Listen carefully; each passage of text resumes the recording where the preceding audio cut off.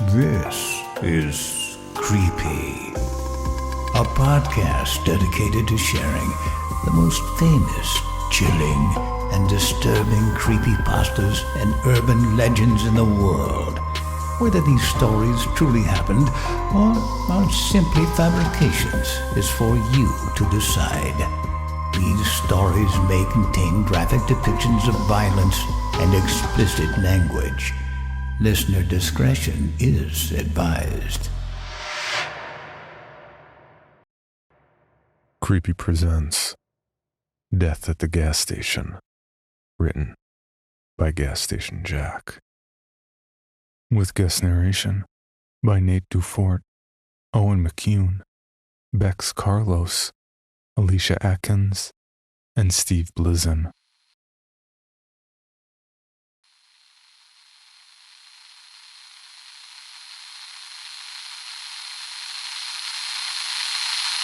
Something isn't right.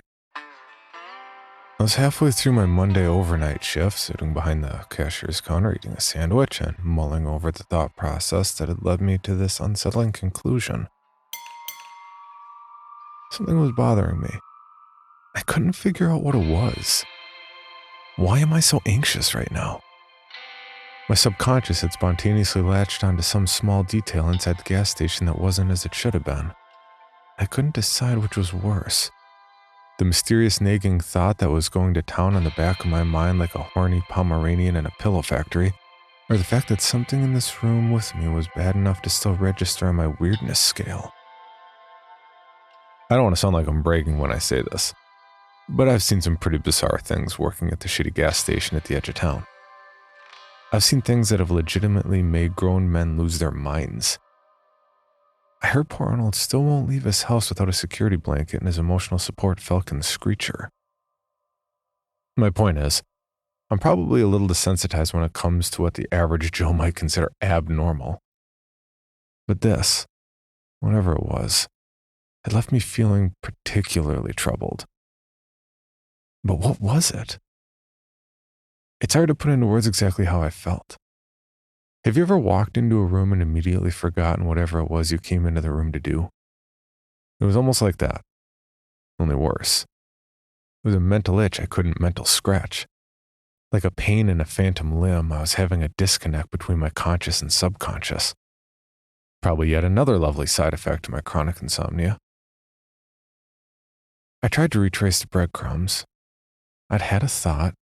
That thought bothered me. In fact, I wouldn't consider it an exaggeration to say that the thought had shaken me to my core. But when I attempted to bring that thought to the forefront of my mind, it simply wasn't there anymore. My brain was straight up glitching. The store phone rang, and even though it was the middle of the night, and I wasn't expecting a phone call, and most of the phone calls to the store come from a deranged psychopath hell-bent on torturing me to death after I shot him in the stomach, I answered because that's part of my job. I'm a decent employee. Hello? A voice on the other end was deep and sonorous, like a film trailer narrator. It's 4:30 a.m., Jack. Do you know where your children are? Hey, Jerry. He dropped a fake voice. Hey, yo, what's up? Not much. Did you or Rosa change something before I came into work? What do you mean? The gas station seems off. I can't put my finger on exactly why. Sounds to me like you had what the French call "ce traducteur ne fonctionne pas correctement." I don't know what that means, but I'm sure it's wrong. Did Rosa attempt to clean the place? Did you rearrange the lawn gnome display again? First off, I've never touched the gnomes. I did, however, light some incense and candles to realign my chakras. But then Rosa tried spraying some disinfectant to cancel out the smell because it was bothering her. But then the disinfectant spray hit one of my lit candles, and we found out it was flammable. We accidentally made a big fireball, and then we attached the spray can to a lighter to create a poor man's flamethrower. And took it out front to try it out, and torched a couple of watermelons. It was hella rad. I'm sorry, I forgot what your question was. Never mind. Why are you calling? I wanted to tell you that Coca-Cola used to make a coffee-flavored soda called Coke Black, and I just found an entire case of it. Also, I need to see what time I'm supposed to come into work today. I checked the schedule and informed him that he had a day off, to which he responded, Cool beans. then hung up. I took another bite of my sandwich and looked around the room for anything noticeably out of place. Nothing jumped out at me figuratively or literally. Well, maybe this has something to do with the undeniable fact that the hallucinations have been getting worse. For a while, I imagined that things weren't really so bad.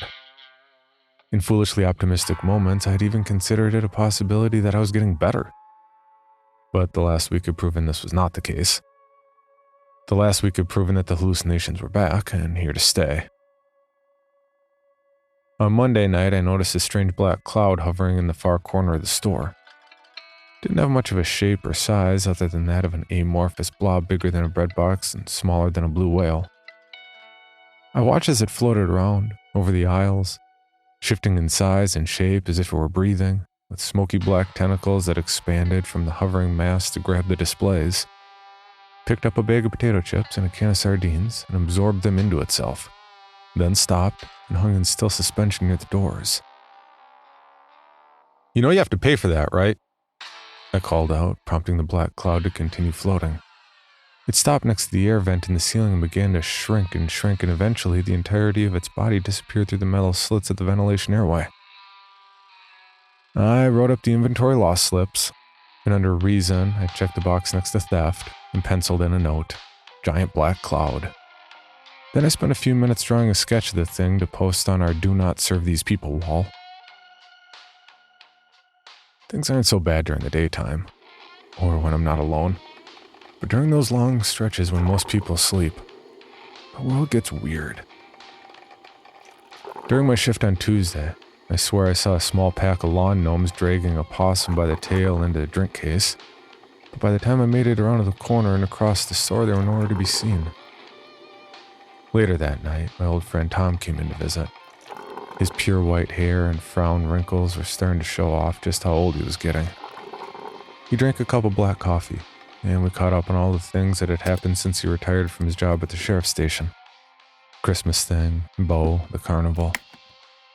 He asked how his replacement was doing. "O'Brien's hanging in there. I think she's finally starting to accept that not everything at the gas station is going to make sense." Tom grunted. It takes a special kind of person to work gas station duty. The weirdness, that kind of thing don't sit right with most people. I told Tom about the book I was writing. I wouldn't be too cavalier about that if I were you. He warned. There are plenty of people around here that won't exactly be happy to learn you're keeping records. I think it's okay. Most people think I'm crazy. Tom tossed his styrofoam cup in the garbage and asked, Now, why would they think that? That's when the realization fell into place like a pallet of bricks. "Oh shit! Tom, aren't you dead?" Tom stretched a little before responding. Well, that's what they tell me. "Well?" Well, what? "What's it like?" Tom gave me a sad look and answered, Being dead is a lot like dreaming. Sometimes it's good, sometimes it's bad, but most of the time you don't even realize you're doing it. On Wednesday night, someone new came through the doors. He had a long, pointy nose, light blue hair down to his shoulders, a black pork pie hat with a red feather sticking out of it, and a faded yellow wife beater showing off a chest full of bristle-like hairs. He wore thick glasses with Coke bottle lenses and a wide smile that showed off way more gums than teeth. He asked me if I wanted to see something really cool. I said no, but he showed me anyway by lifting a birdcage and setting it on the counter with a loud, triumphant, "Voila!" Inside the cage was a tiny live elephant the size of a purse dog. It looked at me and made a high-pitched toot before digging its miniature trunk into a saucer of birdseed and shoveling it into its tiny, adorable mouth. Okay. Well, what do you think? About what? My creation! I don't know. Pretty weird. I don't see what the point is of having a baby elephant. It's not a baby, it's a miniature.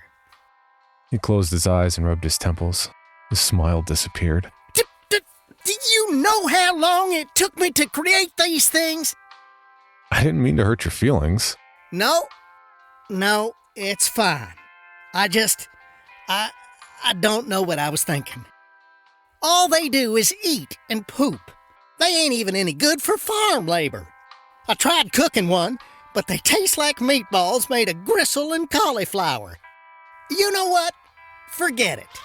He scooped the birdcage up with both hands and turned to leave. As he walked out the store, I noticed he was wearing a red and white striped bathing suit and flip-flops. It wasn't until the next morning that the thought finally occurred to me. Probably none of that was even real. On Thursday, well, absolutely nothing strange occurred on Thursday. Sometimes that happens. O'Brien told me before my shift started Friday that he found what remains of Beau Cavignon lying in the middle of the street a few miles from the gas station. On one hand, this is good news. It means Beau probably won't try to kill me again. On the other hand, if his body's back, it means the portal to hell must have reopened. There wasn't much left of him besides a scorched skeleton. They had to identify him by his dental records.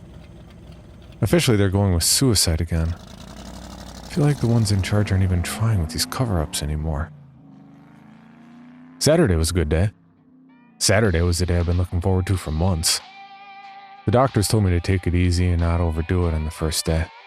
No cartwheels or jumping, no sports for a while. Maybe give it some time before I go back to driving a car. I assured them that I wouldn't be doing any kind of physical activity if I could help it. Silently hoped that I wouldn't find it necessary to run away from anyone or thing anytime soon. Rosa showed up to work about 15 minutes before her shift was supposed to start with a big excited smile on her face. Ran up to the counter where I was seated. Okay. She exclaimed with even more mirth than normal. Come on out and let me see you, bipedal SOB. After all this time, I was back walking like a normal human being again. More or less. When I came around the front of the counter, Rosa slammed into me with a tight and completely unexpected hug that nearly knocked me over. Okay, wow, didn't know we were on a hugging basis already. Oh, shut up.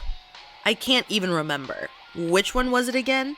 She said as she detached and looked down at my legs. Before I could answer, Jerry appeared out of nowhere and tossed the construction paper card onto the counter next to us and said, Y'all sign this card I made for Mel. You made Mel a card? That's so sweet. Rosa chimed in before picking it up and reading it out loud. Hey, Mel. Sorry you got stabbed in the heart. Oh, look. He drew a picture of it and everything. Yeah, I'm just a really caring kind of guy. I could tell Jerry must have been in a particularly crafty mood lately. He was wearing a white t-shirt with the words, "My name is Jerry," written across the front. Well, I'm just glad he got a healthy hobby now. He cocked his head at me and asked, Did you get a haircut or something? You look taller. No, I got rid of the crutches. You used to have crutches? Yeah, Jerry. I used to have crutches. I have this thing. Well, how good is it? Are you able to run and stuff? Can you dance? I couldn't dance before, so no. Rosa asked with a smile. You feel like going on a short walk? See how this bad boy handles? I told her I was still getting used to long distances and didn't want to press my luck just yet. This was only my first date with a prosthetic after all. I must admit, a month earlier I'd come to peace with the idea of never going anywhere without crutches again. Like so many things, the whole leg situation had started bad, then gotten out of control, and before I knew it, it was too late. I don't know all the technical terms, but basically my body forgot how to heal broken bones. I had to get a few surgeries, then a few more. And then, just when it started to look like the leg was going to get better, I caught an antibiotic-resistant super infection, and the doctors decided that, yeah, it was time to quit throwing good money after bad and just say to hell with it. Turns out, if you ask nicely, they let you keep the removed body parts once they're done. We held a Viking funeral for my amputated limb at the creek down the road from the station. Jerry loaded up a little makeshift boat with a fireworks pyre soaked in kerosene and shot Roman candles at it from the bridge until the whole damn thing exploded in a fireball of glory and gratuitous gore. It was definitely one of the nicer funerals I'd been to. That was back in December, but now I had 4 limbs again, and it felt good. Saturday night, the man in the trench coat returned. He stood just on the other side of the doors, scratching the glass but refusing to actually come inside. I considered calling O'Brien to come and shoo him away, but I didn't want to bother over something so trivial. Especially when, as much as I hate to admit it, I probably knew he wasn't even real to begin with. That had been my week leading up to this moment. So what was it? Was it the continuance of hallucinations that had left me with this sensation of presentiment? No. Whatever was bothering me had a stronger sense of immediacy attached to it. Was it just adjusting to life without crutches? Definitely no. Could it have something to do with all those people that died at the carnival? No, that was like a week ago. How is this possible? How could I lose the memory of what was bothering me, but not the feeling it left behind? Jerry once told me about an idea he had to travel the country visiting retirement homes and informing patients with severe Alzheimer's that they had won the lottery, and that their grandkids loved them, and that Matlock had been renewed for 10 more seasons. By his reasoning, the Foggies would become extremely happy and promptly forget why, leaving him with no responsibility to follow through while still making the world a better place.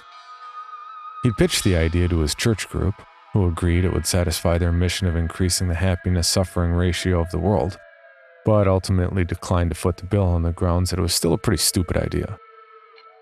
But now I was starting to think that maybe he was onto something. I took another bite of my sandwich and pondered the situation. Maybe I was overthinking things.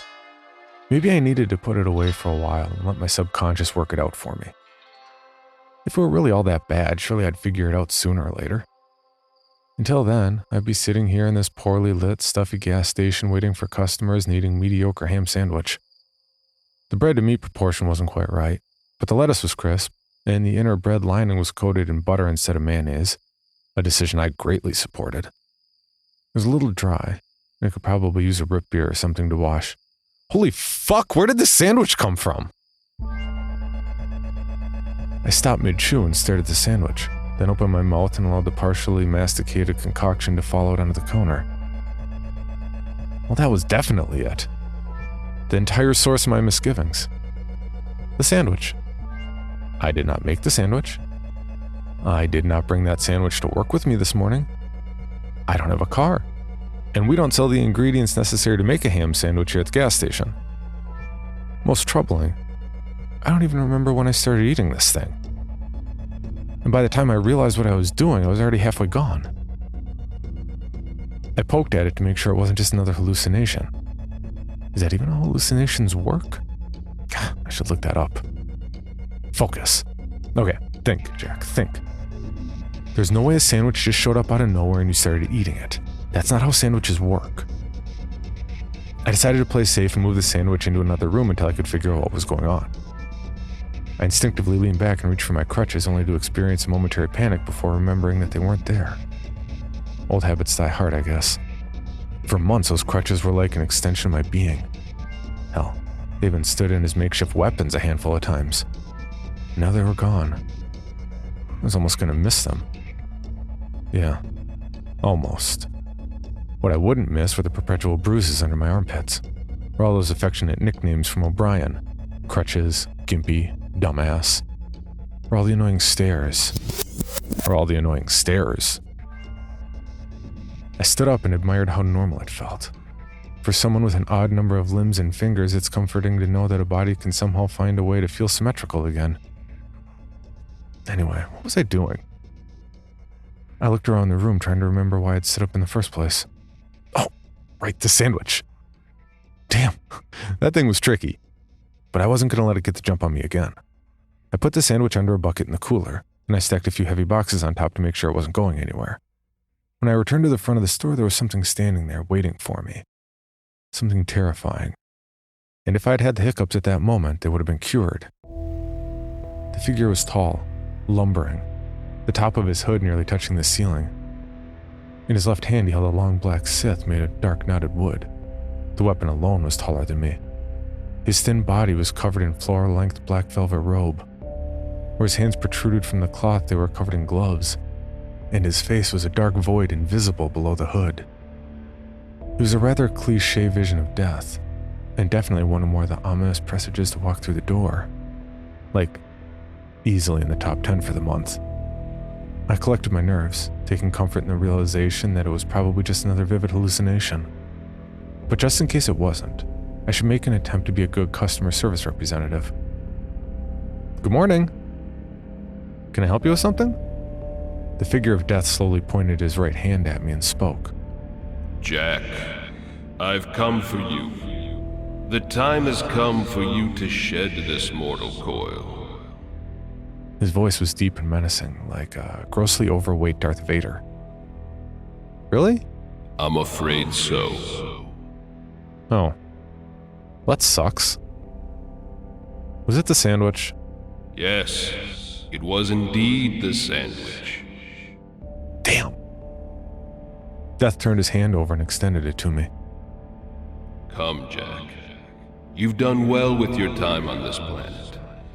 But now, we leave the Earth to the living.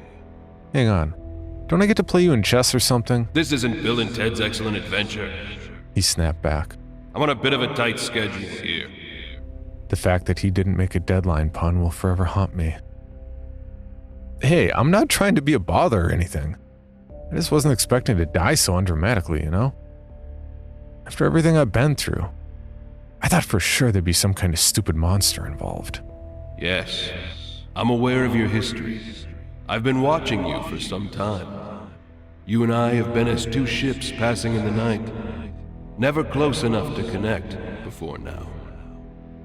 I looked around the store for my own dead body, hoping to find that I wasn't dead face down in the mystery sandwich. When I couldn't see myself anywhere, I once again came to that nagging feeling that something wasn't right. And I had just gotten rid of it. Hey, where's my body? This world is merely an in-between, an object outside of your 7 dimensions.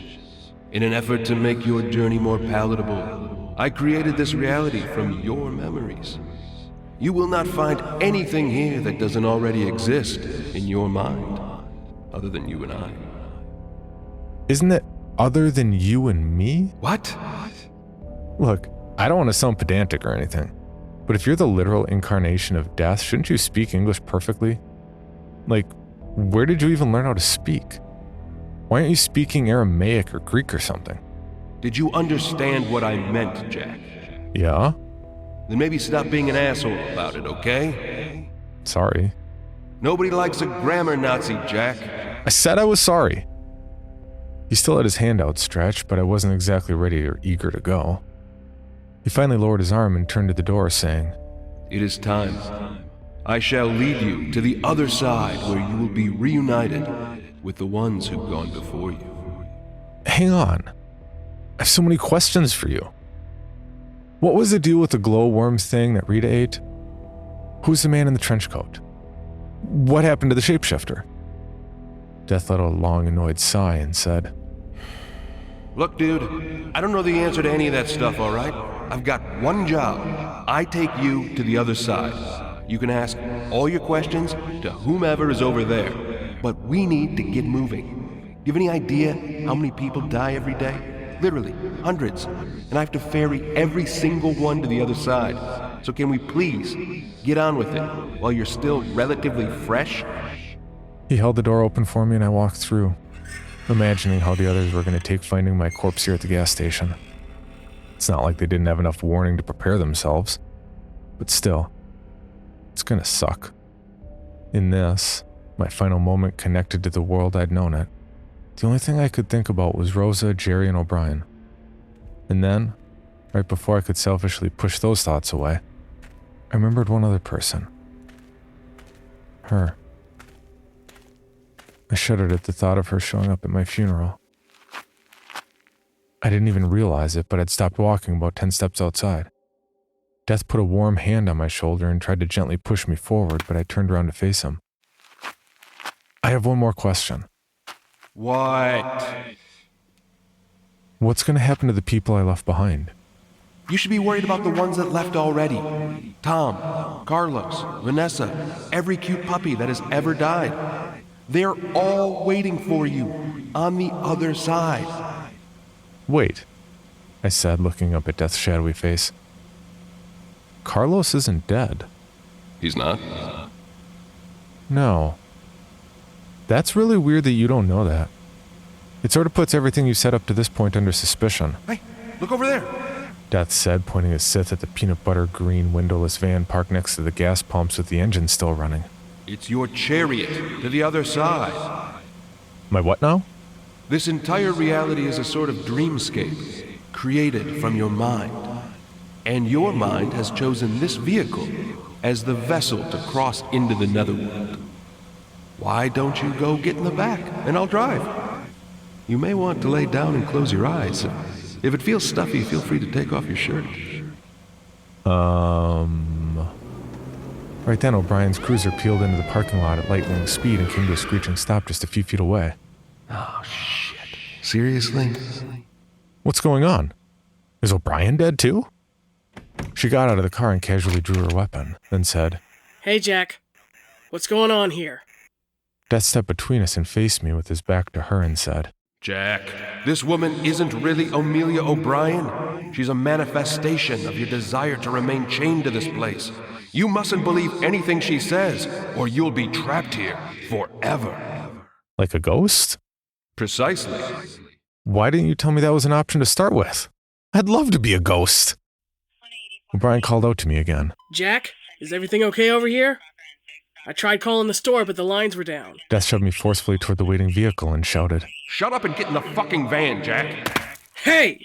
Death turned to her and said, What are you doing here, lady? Poking your nose around where it doesn't belong? Everything was going perfectly before you showed up. Mister, I'm gonna have to ask you to drop that stupid-ass weapon and step away from the scrawny cashier before I light you up. If this really wasn't O'Brien, it was a damn good facsimile. Death screamed. I'm not gonna let you ruin this. O'Brien didn't even flinch before discharging her taser and filling the Grim Reaper with 50,000 volts and neuromuscular incapacitation. He hit the ground and started flopping like an epileptic fish at the disco. This a friend of yours? O'Brien asked with a single raised eyebrow. It slowly dawned on me that this probably wasn't the real Death. It turned out the man in the elaborate Grim Reaper costume was just another overly obsessive fan of my blog that had tracked me down. His name was Greg Walton, and he'd driven all the way here from California after stealing his outfit from a community theater in his hometown that he'd used as a costume for the Ghost of Christmas Future.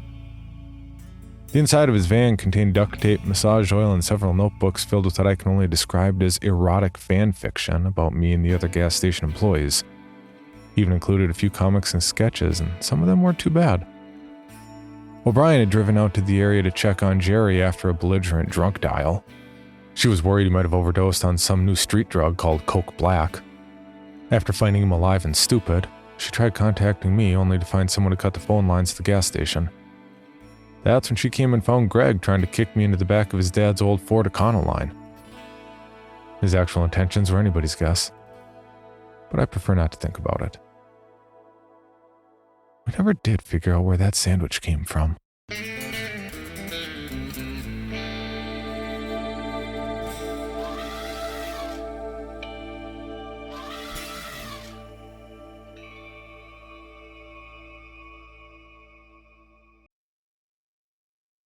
For more information, including pictures and videos of the stories told on this podcast, or to suggest stories for future episodes, please visit us at CreepyPod on Twitter, Instagram, and Facebook, or email us at creepypod@gmail.com.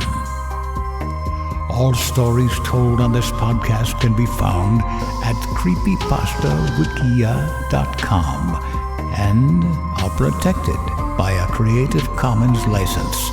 Some rights reserved unless otherwise stated.